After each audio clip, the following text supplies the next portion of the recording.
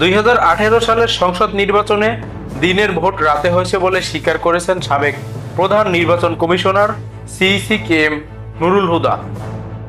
তিনি বলেছেন, ওই নির্বাচন ছিল অসঙ্গতিপূর্ণ। কোনো কোনো কেন্দ্রে 90 থেকে 100% ভোট পড়েছে।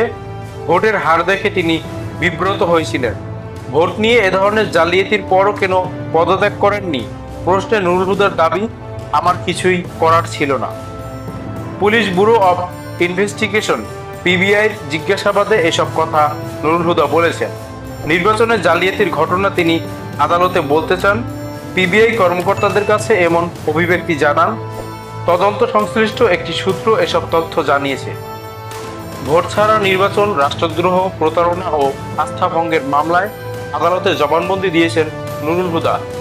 ঢাকার চিফ মেট্রোপলিটন ম্যাজিস্ট্রেট আদালতের additional chief metropolitan magistrate Ziadur Rahman তার জবানবন্দি রেকর্ড করেন। এর আগে নুরুল হুদাকে দুদফায় হেফাজতে নিয়ে জিজ্ঞাসাবাদ করে পিবিআই। পিবিআই উত্তরের অতিরিক্ত ডিআইজি এনায়েত হোসেন বলেন, জিজ্ঞাসাবাদে ভোটে অসঙ্গতির কথা স্বীকার করেছেন নুরুল হুদা। আদালতে এ ব্যাপারে স্বীকারোক্তিমূলক জবানবন্দি দিতে চেয়েছেন তিনি। আদালত সংশ্লিষ্ট সূত্রগুলো বলছে, 4 দিনের হেফাজত শেষে মঙ্গলবার নুরুল হুদাকে দুপুর 12টার দিকে ঢাকার সিএমএম আদালতে হাজির করা হয়।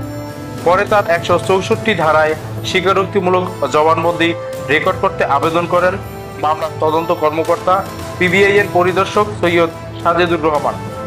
জবানবন্দির বিষয়ে পুলিশের আবেদনে বলা হয়, সাবেক সিইসি কে এম নুরুল হুদা 4 দিনের জিজ্ঞাসাবাদে 2018 সালের সংসদ নির্বাচনের অনিয়ম ও দিনের ভোট রাতে আয়োজনের মাধ্যমে ব্যালট বাক্স ভর্তি করার অপরাধের বিষয়ে আদালতে স্বীকারোক্তি দিতে নিজের সম্মতি দিয়েছেন।